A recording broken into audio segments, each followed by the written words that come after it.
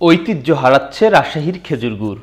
বৃষ্টিপাত কম হওয়ায় একদিকে কমছে খেজুরের রস, আবার অন্যদিকে মুনাফা বাড়াতে এক শ্রেণীর অসাধু ব্যবসায়ী ও গাছিরা খেজুর গুড়ে মেশাচ্ছেন চিনি।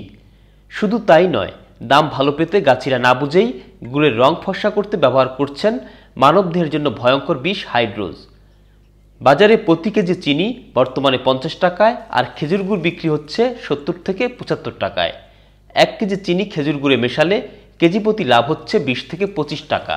এছাড়া গুড়ের রং এবং সৌন্দর্য বৃদ্ধি পাওয়ায় দামও পাওয়া যায় ভালো। তাই ভেজাল জেনেও অনেকের মতোই খেজুর গুড়ে চিনি মেশান এই গৃহবধূ। চিনি দেওয়ার কারণে যে চিনির গুড়টা ভালো হয়, কালারটা সুন্দর হয়, দাম একটু 10 টাকা 15 টাকা কেজিতে বিক্রি বেশি পাওয়া যায়। আর চিনি না দিলে 10 টাকা 15 টাকা কম বিক্রি হয় কেজিতে।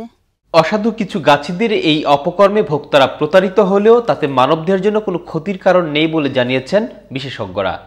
তবে সবচেয়ে ভয়ঙ্কর বিষয়টি হচ্ছে গাছিরা না জেনেই গুড়ের রং ফর্সা করতে হাইড্রোজ নামের যে কেমিক্যাল ব্যবহার করছেন তা মানবদেহের জন্য ভয়ঙ্কর ক্ষতিকর।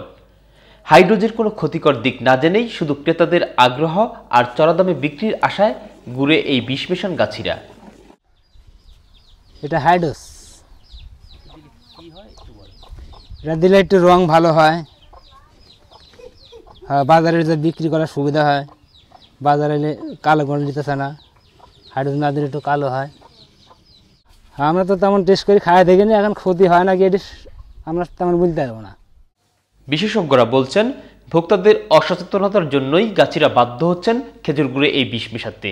এর ব্যবহারের ফলে মানুষের ক্যান্সার সহ বিকল হতে পারে লিভার, কিডনি ও পরিপাকতন্ত্র। তাই সচেতন হতে হবে ভোক্তাদের। যেটা আমরা হাইড্রোজ নামে চিনি, এটার আসলে কেমিক্যাল নেম হচ্ছে সোডিয়াম থায়োসালফেট বা সোডিয়াম থায়োসায়ানেট। এটা মানবদেহের জন্য ক্ষতিকর একটা উপাদান। এটা কৃষকরা সাধারণত গুড়টাকে সুন্দর করার জন্য যদি নর্মাল গুড়ের কালার হয় কালো, এটা দিলে একটু লাল হয়, ফর্সা হয়, সেই জন্য এটা ব্যবহার করে। যত বেশি ফর্সা দেখবেন বুঝতে হবে যে সেখানে তত বেশি হাইড্রোজ।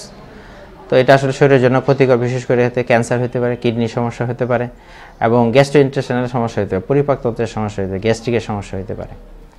তো কাজেই এটা মানে মোটেই ভালো কাজ হচ্ছে না। এবং আমি ভোক্তাদেরকে বলবো যে আপনারা ফর্সা গুড় না কিনে কালো গুড় কিনবেন। গুড় যত কালো তত নিরাপদ।